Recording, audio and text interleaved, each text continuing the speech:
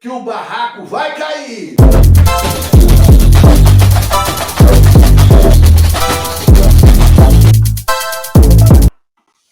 Show!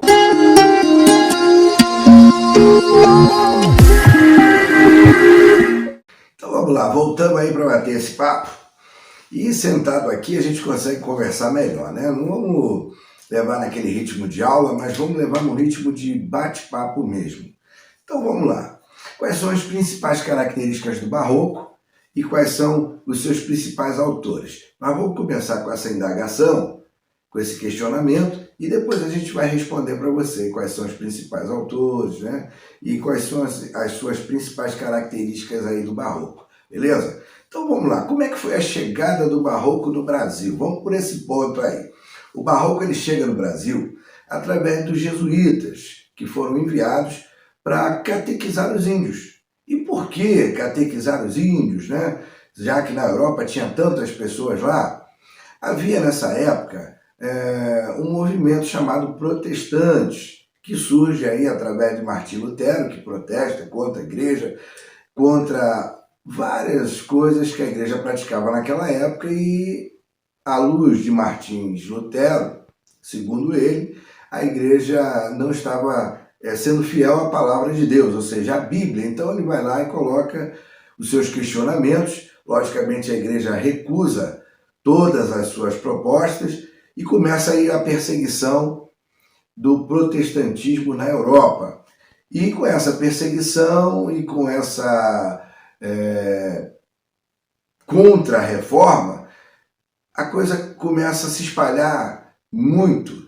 E a igreja, então, resolve aí criar a Companhia de Jesus, os jesuítas, para combater o crescimento do protestantismo, né? E fazia parte desse projeto ganhar mais adeptos para a sua religião. Então, o Barroco é, na verdade, um movimento de contra-reforma, contra as ideologias do protestantismo. Ela começa aí no ano de 1601, no Brasil, e em Portugal em 1580. Então, até as literaturas, ou seja, esses movimentos chegarem ao Brasil, levavam um certo tempo. Hoje nós temos a internet, naquela época as coisas viajavam por navios, né? Então levavam às vezes meses, né? Às vezes demoravam anos para chegar até determinados lugares. E nós temos aí a linha do tempo. Se você quiser depois para o vídeo, dá uma olhadinha na linha do tempo para você entender algumas coisas que a gente está por falar. Falamos sobre trovadorismo, humanismo, classicismo, e agora a gente está falando sobre o Barroco. E futuramente vamos falar sobre o arcadismo também, que são as três escolas literárias do período colonial. Vamos rever quais são? Quinhentismo, Barroco e arcadismo. Se você veio para estudar, anota essas escolas aí, anota esses nomes aí. São os períodos chamados colonial, que o Brasil era colônia de Portugal. Então, aí está a imagem de Martim Lutero, no ano de 1517, com as suas propostas apresentadas à igreja. A igreja recusa as suas propostas, né, as suas ideologias, as suas convicções, e esse monge aí, então, é excomungado, né? Vamos lá. Companhia de Jesus em 1540. Aí convoca aí a igreja, alguns pastores encarregados da contra-reforma, né? Vamos acabar aí com esses protestantes, com essa ideologia, com essa doutrina. Eles também são chamados de jesuítas, e nessa época aí também surge a Inquisição. O que era a Inquisição? A Inquisição pegava as pessoas que não professavam a religião católica ou, ao ver da igreja, estavam praticando feitiçaria ou alguma abominação. Por exemplo, eu vou lá e faço um xaropezinho lá natural para a garganta, que hoje eu estou com a garganta seca, e se a igreja naquela época entendesse que aquele xarope que eu estava manuseando ali fosse uma feitiçaria, eles me pegariam, né, e me levariam em praça pública, ou seria torturado para confessar e ser queimado ou enforcado, né? Tinham vários tipos de tortura, realmente eram coisas terríveis. Tem umas imagens aí de pessoas os desenhos, ilustrações, né? Várias pessoas sendo enforcadas, queimadas em fogueira, torturadas, né? Eram realmente coisas horríveis, características do barroco. As principais características do barroco literário do Brasil é uma linguagem racional, ela é exagerada e rebuscada. Esse exagero a gente pode chamar de hipérbole, que é uma figura de linguagem que se dá o nome quando há esse exagero na linguagem, né? Então, eu já falei 1000 vezes sobre isso. Não, falei 2 vezes, eu vou lá e falo que já falei 1000 vezes sobre um assunto. Isso aí é uma hipérbole, uma linguagem exagerada.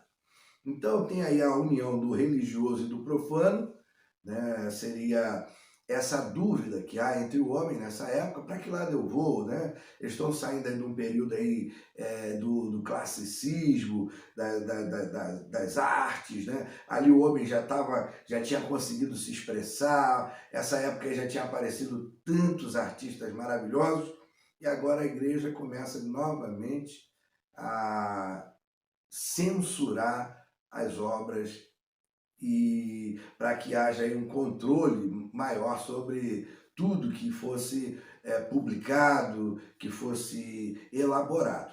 Então vamos lá, é uma arte dualista, é para você anotar aí, jogo de contrastes, valorização dos detalhes. O que seria essa arte dualista? Justamente essa dúvida que há entre o profano, o que é de Deus, o que é do homem, eu exalto a Deus, eu exalto o homem, humanismo, teocentrismo, dia ou noite, caso ou não caso, e cultismo seja um jogo de palavras e o conceptismo, o jogo de ideias. O cultismo seriam palavras rebuscadas, palavras formais, né? Palavras cultas, de pessoas que estudaram. É um preciosismo vocabulário. E o conceptismo seria um jogo de ideias, figuras de linguagem para convencer, né, o leitor. Seria uma linguagem persuasiva. Show de bola? Então vamos lá. Contexto histórico do Barroco no Brasil. A capital era em Salvador. Nesse período, a capital estava passando para o Rio de Janeiro e a população ali tinha aumentado muito, né? Então, há uma queda aí da exportação do açúcar nordestino, foi um destaque que eu coloquei aqui, no mercado mundial, para o mercado mundial, e aí em Minas Gerais eles encontram o ouro. Então, o foco principal agora, nessa época aí, é o ouro que está lá em Minas Gerais, em Ouro Preto. E nessa época surgem vários artistas. Alguns que se destacaram foi o mestre Aleijadinho, na escultura e na arquitetura. Nós trouxemos aí um retrato falado do Aleijadinho, né? Aleijadinho tinha várias dificuldades, ele tinha uma doença que os dedos caíram, né? Ele, pelos dedos do pé ter caído, ele pintava, trabalhava de joelhos, quer dizer, um cara vencedor, mulato, né? Seu pai não o reconhece aí, reconhece a sua paternidade, tinha dinheiro, tinha uma herança, mas não fica para ele, mas ele também não dependia dessa herança, porque ele tinha o seu escritório de artes, né, e muitos funcionários, e tinha uma grana boazinha aí para poder se manter. Então vamos lá. Ainda pequena, aprendeu música latim e religião com os padres da cidade, contra a história que ele sofreu terríveis preconceitos por ser mulato, e que só conseguiu estudar os primeiros anos do colégio. Então, quer dizer, tinha pouco estudo, mas tinha um talento natural. Eu coloquei aqui uma imagem, está meio distorcida, mas é para vocês terem conhecimento. São os 12 profetas que ficam ali na Basílica de Bom Jesus de Matozinho, em Congonhas do Campo. Inclusive, quando eu era criança, eu visitei essa basílica e fiquei realmente maravilhado com essas esculturas. Eu trouxe aqui a imagem da basílica mais distante para você ter aí a ideia de como são esses 12 profetas que foram aí esculpidos em pedra-sabão pelo maior artista aí do barroco, que é o Aleijadinho. Então, nas esculturas, o Aleijadinho aí era imbatível, né? Nessa época aí. Vamos falar sobre o mestre Ataíde, Ele influenciou vários artistas, especialmente por seu método de elaboração da pintura, de perspectiva das abóbodas dos templos religiosos. O que é abóboda? Abóboda são aquela parte redonda, né? Ou seja, o teto da igreja arredondada. E ali eles desenhavam imagens e esse teto arredondado ele facilitava então a visão da arte, né? Porque ela dava uma visão melhor daquilo que era pintado. Essas pinturas de Ataíde, ela começa a ganhar características brasileiras. E o que ele pintava? Santos, anjos e virgens, que tornou um dos mais importantes mestres da sua época. Ataíde faleceu em Mariana, no dia 2 de fevereiro de 1830. Nós estamos ali, então, em Minas Gerais, o centro ali, o foco das atenções por causa do ouro. E ali surgem esses dois grandes artistas. Eu trouxe aqui uma obra de arte de Ataíde, Nossa Senhora de Porcíncula. É um detalhe do teto da igreja de São Francisco em Ouro Preto, datado em 1801 a 1812. Vamos ver essa obra de arte, essa abóboda, né? Aí tem aí uma imagem, olha, era arredondado pelas pontas, e essa obra aí é a obra de um mestre Ataíde. São umas obras cheias de detalhes, muitas cores, é a característica do barroco. Vamos agora para Gregório de Matos. Opa, esse cara aí, ele é conhecido como Boca do Inferno. Vamos ver por que ele é conhecido como Boca do Inferno? Eu já vou deixar em antemão, né? Ele falava tudo o que pensava, falava da sociedade baiana, falava da igreja e produzia também contos eróticos. O cara, então, né, era um escândalo da época. Vamos lá, Gregório de Matos Guerra, no ano de 1636 a 1695, né, o ano 96, o ano que ele morreu, logicamente, é um dos nomes da literatura em língua portuguesa. Luso-brasileiro, ele nasceu em Salvador, na Bahia, e é considerado o maior representante do barroco no Brasil. Crítico e sarcástico, diante dos demandos e hipocrisias dos políticos e dos membros do clero católico, foi chamado de Boca do Inferno. Chocou a sociedade colonial com os seus poemas eróticos, mas perto do final da vida manifestou arrependimento quanto à sua relação turbulenta com a igreja e passou a refletir nas suas obras sobre a insignificância do homem perante Deus, consciente do pecado em busca de perdão. Então, Gregório de Matos chega na fase da sua velhice, se arrepende aí do seu deboche, das suas críticas, se arrepende e começa a buscar o perdão. Isso acontece com muitas pessoas quando vão chegando perto da morte, vão chegando à velhice, né, começam a se arrepender de curioso. Parabéns por você e também não se esqueça aí de se inscrever no nosso canal. Parabéns por ter chegado até aqui, até o Padre Antônio Vieira, guarda esse nome, é um religioso, escritor e orador português e o principal expressão do barroco. Ele é literário da língua portuguesa, escreveu cerca de 200 sermões, eu trouxe aí alguns sermões em destaque, alguns nomes para você pesquisar depois ou ficar ciente e anotar. Beleza, então vamos ver aqui alguns sermões do Padre Antônio Vieira.